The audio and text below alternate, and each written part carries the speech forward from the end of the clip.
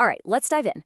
We're about to unwrap a Christmas tradition that is, honestly, one of the most dazzling and unique things you will ever see, and it comes to us straight from the heart of Poland.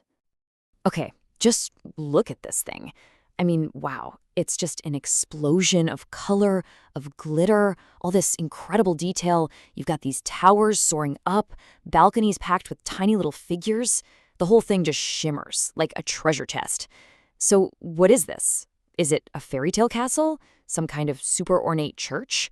Or maybe an unbelievably elaborate nativity scene? Well, the answer is kinda all three.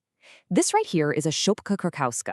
It's this one-of-a-kind folk art tradition all the way from Krakow in Poland. At its heart, yeah, it's a nativity scene, but it's been totally reimagined as this fantastical palace. It's just a spectacle of pure craft and imagination. So you gotta be wondering, how on earth are these things built? Are there rules? Let's break it down and see what makes a Szopka a Szopka. All right, so this infographic here, think of it as our key, the thing that's going to unlock all the secrets of the Szopka. It basically lays out the fundamental blueprint, you could even say the DNA of these incredible creations. So it turns out every Szopka has its own kind of logic. They're designed to be towering, or as they say in Polish, wieżowa. They're supposed to be slim, smukły, and have multiple stories, so wielopoziomowy. And you know what's wild? They're often built from really simple, lightweight stuff like cardboard and tinfoil. But the real magic, that comes from all the tiny, intricate details and the handmade puppets that literally bring the history of Krakow to life. And yeah, that mention of Krakow's architecture, that was not an accident. These aren't just random fantasy castles pulled out of thin air. They're actually miniature versions of a real historic city.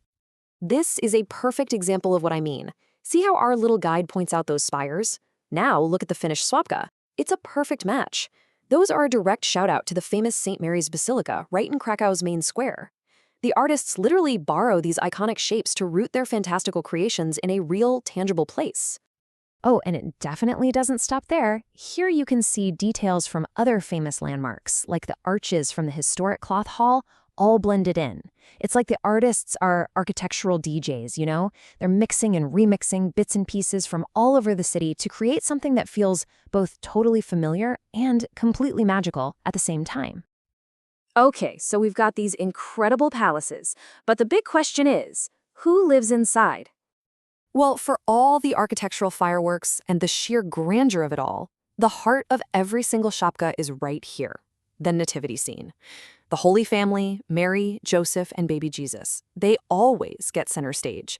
It's a beautiful reminder of what this tradition is really all about, the core Christmas story. But hey, the Holy Family is not alone. They've got a lot of company. These stages and balconies are just packed with this amazing cast of characters.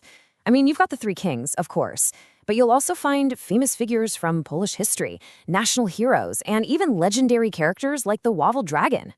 And by putting all these figures right there at the Nativity, the whole tradition becomes this incredibly powerful statement of cultural identity. It's like the entire story of Poland is gathered together to witness the Christmas miracle. And you know, this is so much more than just a cool art form. It's a living, breathing tradition that's passed down through families and really embraced by the entire community.